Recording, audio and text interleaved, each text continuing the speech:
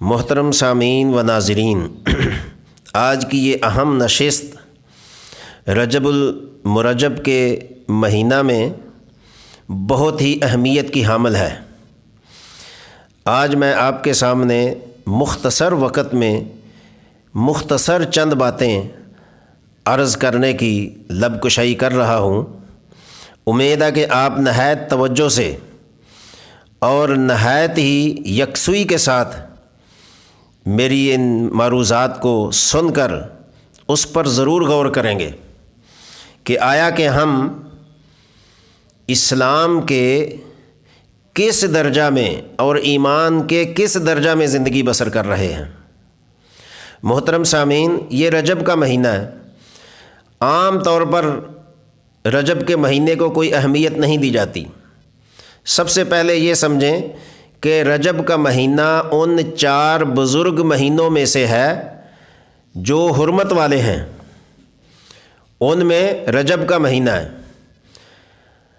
اور رجب جو ہے یہ ترجیب سے مشتق ہے، اور اہل عرب کے اندر رجب کو اور اس مہینے کو بمعنی تعظیم کے لیا جاتا تھا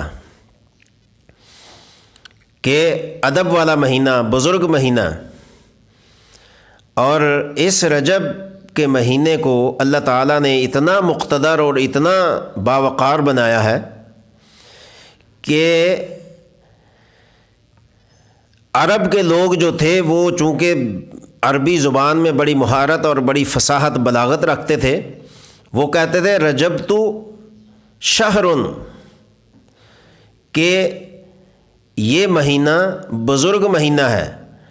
اور یہ جملہ وہ اس وقت استعمال کرتے تھے جب کسی کی بزرگی کو، کسی کی تعظیم کو اجاگر کرنا مقصود ہو۔ تو یہ مہینہ بڑا مبارک مہینہ ہے۔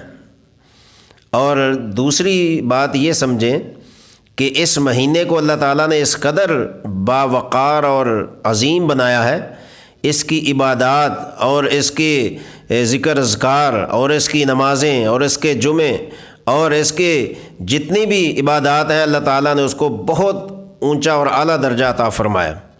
اور اس مہینے کے اندر ایک ایسی رات آتی ہے جس کو 27ویں رات کہتے ہیں۔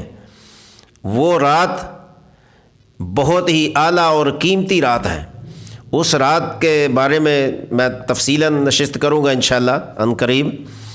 سر دست مجھے یہ سمجھانا ہے کہ یہ جو رجب کا مہینہ ہے، امام ہبۃ اللہ بن مبارک ثقفی رحمۃ اللہ علیہ فرماتے ہیں کہ اس مہینے کے اندر اگر کوئی شخص 20 رکعت نماز نفل پڑھے اور ہر رکعت میں سورہ فاتحہ کے بعد 3 دفعہ سورہ کافرون اور دوسری رکعت میں سورہ فاتحہ کے بعد 3 مرتبہ سورہ اخلاص یعنی قل هو اللہ، اس طرح 20 رکعتیں جو پڑھے، اس نے گویا کہ 60 سال عبادت کی ہے۔ اور وہ اس طرح ہے جس طرح اس نے پورے سال کی نمازیں پڑھی ہیں۔ یہ میں ایک فضیلت بتا رہا ہوں اس مہینے کی۔